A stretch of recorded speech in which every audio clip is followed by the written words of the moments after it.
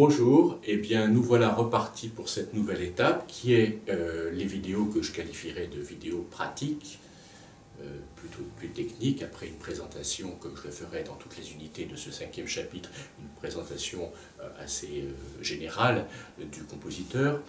Là j'aborde certains aspects plus techniques, plus approfondis, plus précis, chose qui me tient particulièrement à cœur.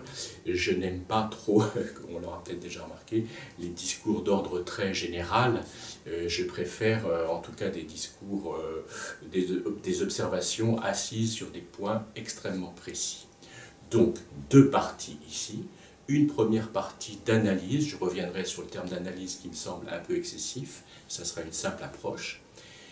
Donc, appelons-le analyse, donc une première partie d'analyse, de présentation d'extraits d'œuvres de Monteverdi, et une deuxième partie consacrée à un exercice qui, pour Monteverdi, sera très délicat, car évidemment, il n'a pas l'ambition, je n'ai pas l'ambition d'écrire un madrigal à la manière de Monteverdi. Bien sûr, on le comprendra facilement, mais simplement donner quelques pistes qui auront déjà été évoquées dans les premières vidéos de présentation de l'œuvre. Des pistes donc d'écriture, de repérage de certains éléments qui reviennent souvent dans son écriture. Voilà. Alors, je vais présenter ici dans un premier temps deux extraits, deux courts extraits, peut-être pas si courts que ça, ils ne sont pas bien longs. L'un extrait du 8e livre de Madrigal et l'autre extrait du 6e livre de Madrigal. Ces deux extraits me permettront et me donneront l'occasion de rentrer un peu en détail dans certains aspects de l'écriture et je commencerai par la présentation du texte en langue italienne. Car comme je le disais, cette fameuse, d'ailleurs c'est Monteverdi qui lui-même avait employé le terme de seconda pratica, c'est-à-dire de seconde pratique, par opposition à une première pratique qui était celle du contrepoint, à la manière de Palestrina par exemple, où la musique était là, avait toute sa place, occupé la première place dans la seconda pratica dont nous parlons aujourd'hui, que je vais évoquer par cet extrait de Madrigal. C'est cette fois-ci le texte littéraire, le texte poétique qui est premier. Ça, j'y tiens beaucoup. Il convient vraiment ici de le comprendre pour entrer dans l'œuvre de Monteverdi. Autrement dit, je propose d'entrer dans cet extrait d'abord par le texte poétique plutôt que par la musique. Et la musique, bien sûr, viendra et je développerai quelques aspects précis. Alors, il s'agit je l'ai dit, donc de deux textes, l'un du 8e livre et du 6e livre, ne nous répétons pas trop. En ce qui concerne le 8e livre de Madrigal, je fais un bref rappel sur le fait qu'il existe 9 livres de Madrigal. Bon, le 9e, je l'avoue humblement, je ne le connais pas ou très très peu, j'ai entendu des extraits il y a très longtemps. C'est un livre que je méconnais peut-être à tort. Alors c'est un livre posthume d'ailleurs, le 9e. J'ai un peu tendance à imaginer qu'il y a 8 livres de Madrigal. Non, il y en a bien 9. L'extrait de Madrigal que je propose aujourd'hui vient donc du 8e. Ce 8e livre est un livre extrêmement important, finalement peut-être le plus important de tous, en tout cas par ses proportions. Il est pratiquement équivalent à 2 fois les livres précédents. Le 8e livre de Madrigal est donc un ouvrage très important, d'une part par sa dimension. En fait, il y a déjà à l'intérieur de ce 8e livre 2 livres, hein. Bon, je le repréciserai après.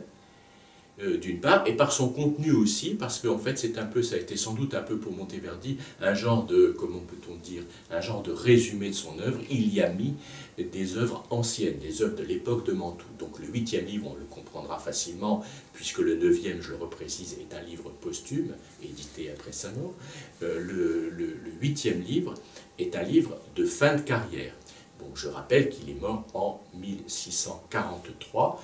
Le 8e livre, si ma mémoire est bonne, a été publié à Venise en 1638, donc peu de temps avant sa mort. Donc c'est un livre de fin de carrière. Et dans ce livre de fin de carrière se trouvent des œuvres récentes de l'époque, de cette époque vénitienne, mais il y a mis des œuvres qu'il avait écrites bien longtemps avant, à l'époque de Mantoue.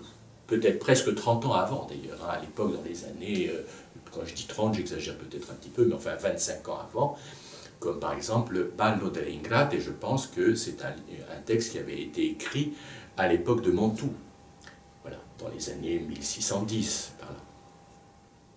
Alors, ce 8e livre de madrigaux est évidemment extrêmement important, comme je viens de le dire, et il est composé de 2 parties. Le titre général du 8e livre est Madrigali guerrieri e amorosi, c'est-à-dire madrigaux guerriers et amoureux. Et en effet, il y a 2 parties à peu près équivalentes. Le premier sont les fameux madrigaux guerriers, et le deuxième, c'est un peu un livre à l'intérieur du livre, et un deuxième livre, un deuxième volet qui est consacré aux madrigaux amoureux. Je signale à cette occasion que le terme de guerrier est important ici. Bon, les 2 termes sont importants, guerrier et amoureux. Guerrier, c'est une référence à la poésie épique, notamment celle de Torquato Tasso, le Tasse en français.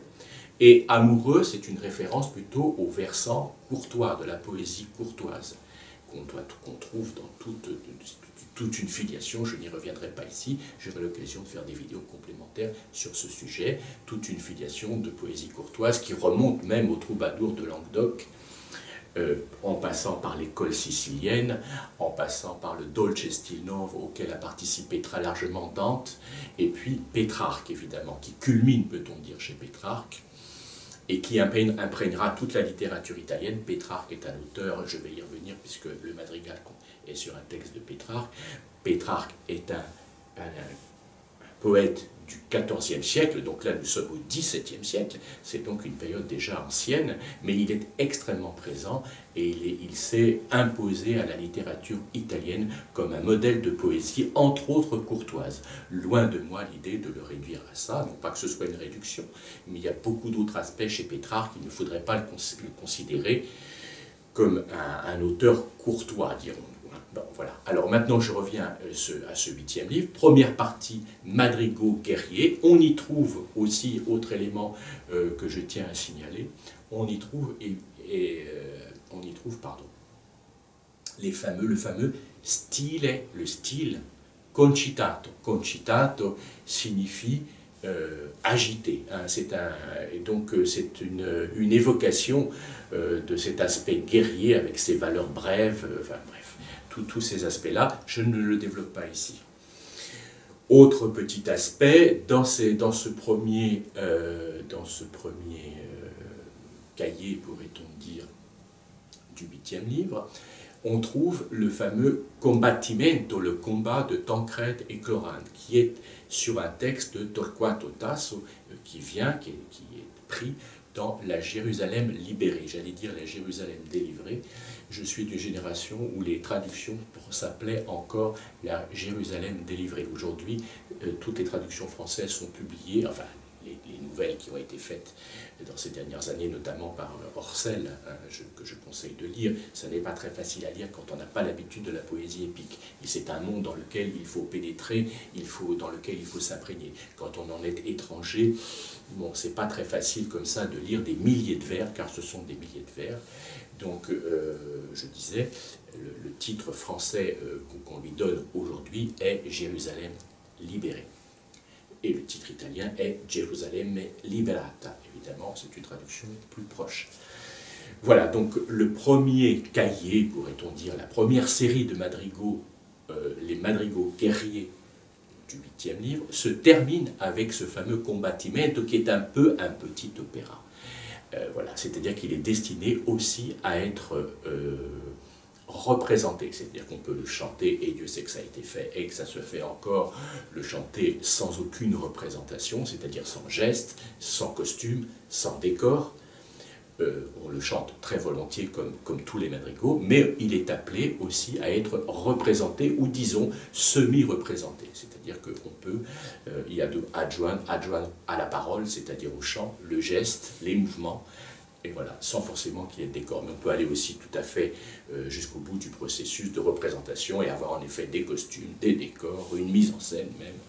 Voilà. Donc ce premier volet se termine par ce fameux combattimento. De la même manière, le deuxième volet, c'est-à-dire les madrigaux amoureux, se termine par le fameux ballo delle ingrate, c'est-à-dire le bal des ingrates. voilà, qui lui aussi peut être représenté. Bon, j'en reste là pour cette évocation du 8e livre. Eh bien, tout à fait au début du 8e livre se trouve le fameux madrigal, enfin le fameux, oui, il est fameux parce qu'en tout cas, je crois qu'il a été très chanté, par exemple sur Internet, on en trouve facilement 5, 6, 7, 8 versions différentes, souvent très belles, assez différentes les unes des autres. C'est aussi un aspect intéressant chez Monteverdi, c'est la liberté, une certaine liberté de tempo, hein, par exemple, il y a une très belle version qui est extrêmement lente, je l'aime beaucoup parce qu'elle est très lente, mais elle est peut-être trop lente, et pour quelqu'un qui veut s'initier, c'est peut-être pas si évident que ça, hein, d'écouter ces versions très distendues dans le temps. Alors, il s'agit du madrigal, je crois que c'est le 2e ou le 3e, ça doit être même le 2e, parce qu'il y a une petite introduction instrumentale, c'est le 2e madrigal, ou 3e, on vérifiera, peu importe, c'est le début de ce 8e livre, c'est le madrigal sur le texte de Pétrarque, « Or che il cielo e la terra e il vento tace », etc., etc., je cite le premier vers. Alors, concernant ce texte de Pétrarque, il s'agit d'un sonnet. Quelques petits mots sur le sonnet. Je crois que pour les Français, le sonnet est une forme poétique extrêmement connue parce que très pratiquée par les Français. Je tiens simplement à signaler que le sonnet a été vraiment mis en valeur, imposé à l'Europe, peut-on dire, par Pétrarque. Attention, le sonnet existait avant Pétrarque. Je pense même qu'il est né, en quelque sorte, à la fameuse cour de Sicile au XIIIe siècle, c'est-à-dire le siècle avant Pétrarque, la fameuse cour de la Scuola Siciliana, c'est-à-dire de l'école sicilienne de poésie. Bon, et je pense que c'est un certain Giacomo da Lentini qui a inauguré le sonnet. À partir du moment où Pétrarque s'est emparé du sonnet, Pétrarque, avec son influence extrêmement grande, l'a imposé à l'Europe, et nous en savons quelque chose en France, puisque la poésie française a été très marquée par le sonnet, et ce, dès le XVIe siècle, avec des compositeurs, je veux dire, avec des poètes comme Ronsard, peut-être surtout du Bellay, du point de vue de l'aspect pétrarchisant, et des poètes comme aussi Louise Labbé, par exemple. Je pense à Louise Labbé parce que j'aurai l'occasion, en parlant du sonnet de Pétrarque, d'y faire allusion. Voilà. Donc la France a été très sonnet, si j'ose dire, la poésie française a été très sonnet, a aimé le sonnet, a cultivé le sonnet, et à la fin, au XIXe siècle, le sonnet ne s'est jamais aussi bien porté, notamment dans la poésie, par exemple, de Baudelaire, et jusqu'au début du XXe siècle, avec un poète comme Stéphane Mallarmé. Le sonnet a été très pratiqué partout en Europe, y compris en Espagne, au Portugal, et aussi en Angleterre, car il y a une école de sonnet anglaise. Le sonnet anglais est un petit peu différent, son organisation est un peu différente. On parle du sonnet élisabétain, c'est-à-dire de l'époque de Shakespeare. Shakespeare lui-même a écrit des sonnets. Et j'ai envie, ça m'amuse un petit peu de le citer, j'ai souvent l'occasion de citer Molière d'ailleurs, enfin, c'est un petit peu presque une manie chez moi.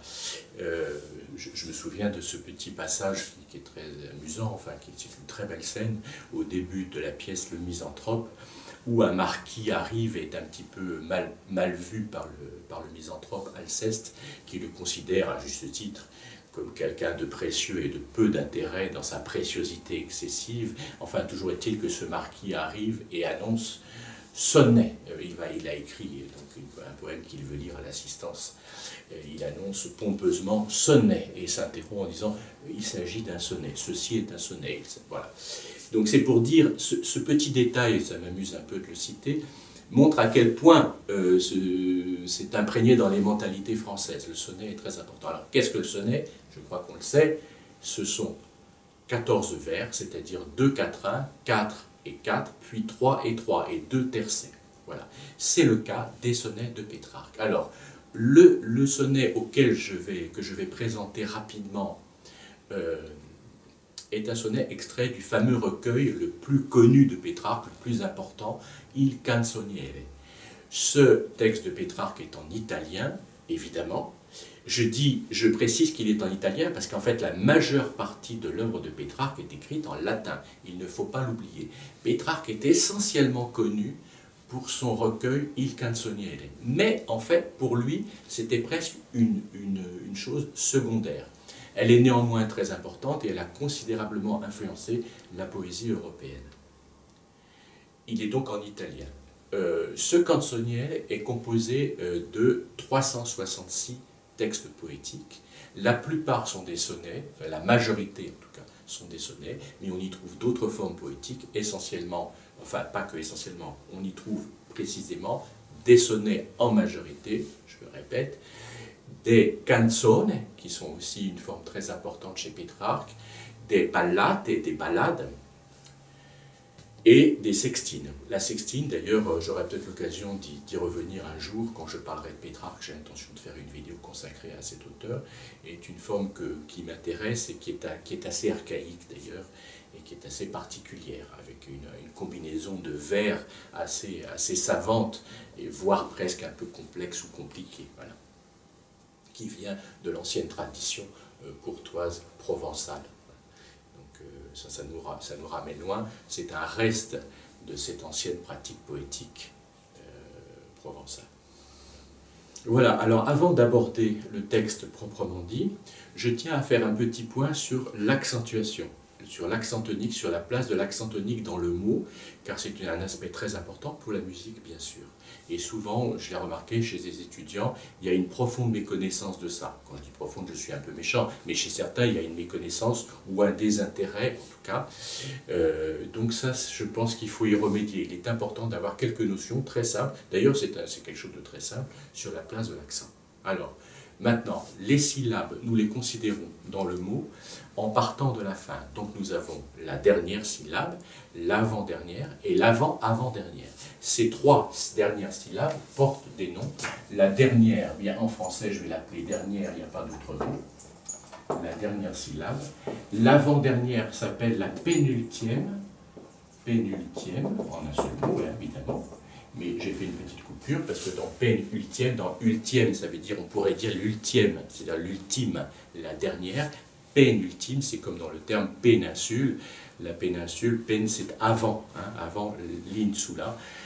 C'est la terre qui est avant l'île. Il y a l'île proprement dite qui est détachée du continent, et avant l'île, il y a quelque chose qui est la péninsule. Bon, c'est pour me faire comprendre sur les mots. J'ai un peu un goût particulier pour les mots et pour la compréhension des mots. Hein. Je pense que quand on est musicien, c'est quand même pas une mauvaise chose d'y mettre un petit peu d'attention. Et puis tout simplement, la troisième avant la fin s'appelle l'antépénultième, bien sûr, l'antépénultième, c'est-à-dire celle avant la pénultième, antépénultième. Voilà les trois dernières syllabes. La dernière, l'ultime, la dernière, la pénultième et l'antépénultième. Voilà. Eh bien, en considérant ces trois dernières syllabes du mot, ou de la phrase, parce qu'il peut y avoir deux mots, on va trouver essentiellement, je laisse un quatrième cas à part qui ne m'intéresse pas du tout, on va trouver essentiellement trois types d'accents. Je montre ici avec les doigts les trois syllabes, donc voilà l'antépénultième, la pénultième et la dernière. Je peux avoir un accent ici, ou ici, ou ici.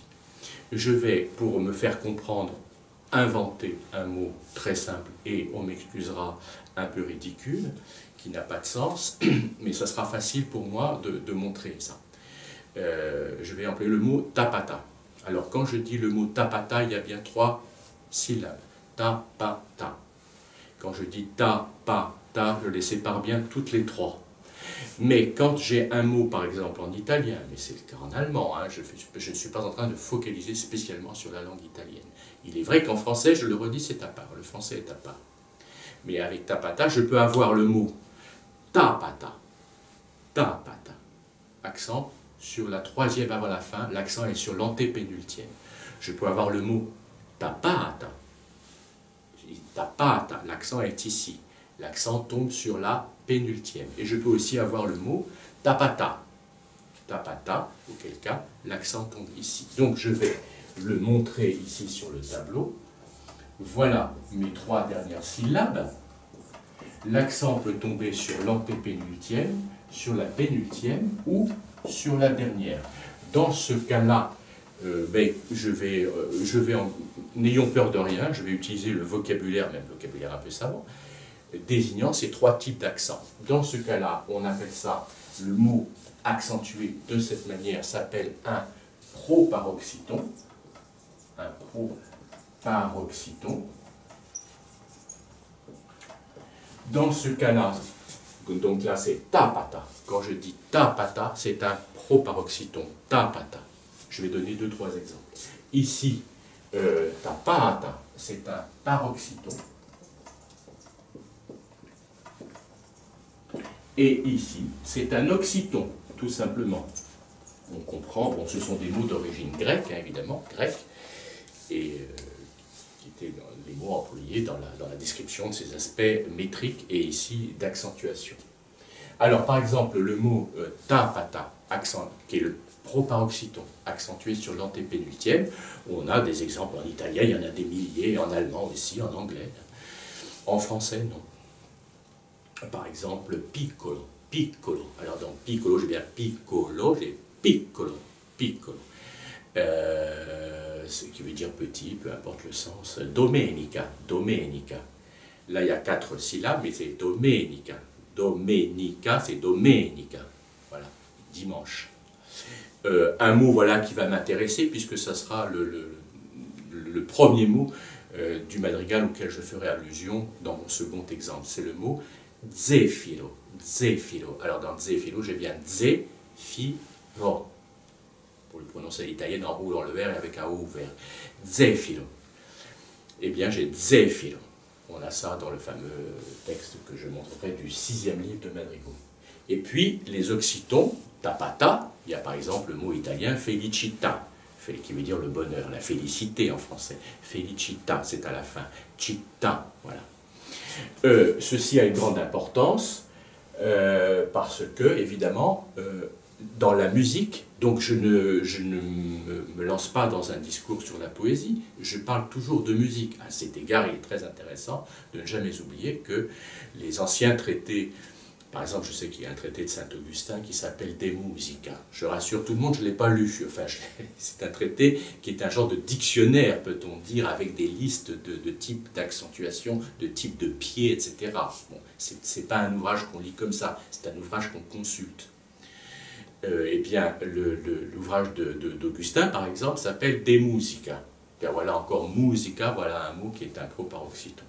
Eh bien, on se dit, tiens, c'est un livre sur la musique, ça parle de la musique. Et on ouvre, et c'est un traité de métrique latine, c'est-à-dire de poésie. Voilà. Donc, à l'époque ancienne, dans l'Antiquité, le terme musique était totalement lié à la poésie, il n'y avait pas de différence. C'est ça que je veux signaler. Donc, ceci pour dire que je ne m'éloigne pas du sujet musical et que nous sommes en plein dans le travail que nous allons faire sur Monteverdi. Donc j'ai donné des exemples de proparoxyton, voilà des exemples d'oxyton, je le fais de mémoire, je vais prendre les mots qui sont dans le poème de Pétrarque, face, par exemple, sface, peu importe le sens, nous y viendrons, pena, c'est bien ici, c'est pas pena. C'est pena. Donc, par exemple, dans la musique, ça sera pena, tapa. C'est pas tapam, tapam, c'est pas ça, c'est tapam, tapam, pena.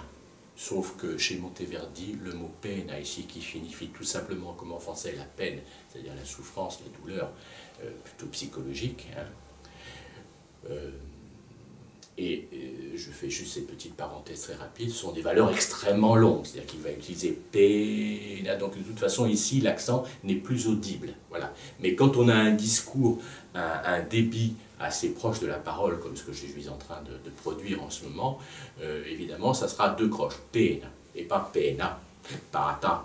Ça ce serait très faux. Je le redis, attention, hein, c'est très important parce que j'ai vu des étudiants commettre des erreurs grossières en mettant en musique certains textes d'une langue qu'ils ne connaissaient pas forcément, comme par exemple le latin. En latin, c'est pareil.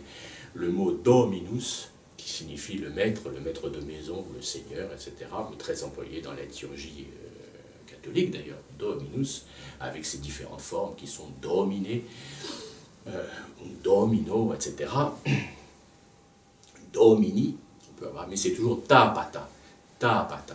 Par exemple, le mot Magnificat, on l'a dans le Magnificat de Bach, l'accent ce sera ta, pa, ta, ta. Le mot zefiro, dans le madrigal que nous verrons, c'est pareil, l'accent tombe bien, mais l'accent musical, je ne parle pas que de l'accent de la langue, mais il est absolument indissociable. Il n'y a pas de différence en fait. Je ne peux pas dire l'accent musical d'un côté, l'accent de la langue de l'autre, c'est la même chose. Donc il est important d'y porter une certaine attention. Voilà, ça j'y tiens vraiment, parce que sinon, il y a tout un aspect de la musique qui nous échappe si on ne rentre pas là-dedans, dans ces aspects, on n'est pas un peu attentif. Je dis un peu, hein, sans être un spécialiste, sans y passer des centaines d'heures, mais au moins y jeter un regard. Voilà. Ça, c'est le premier aspect.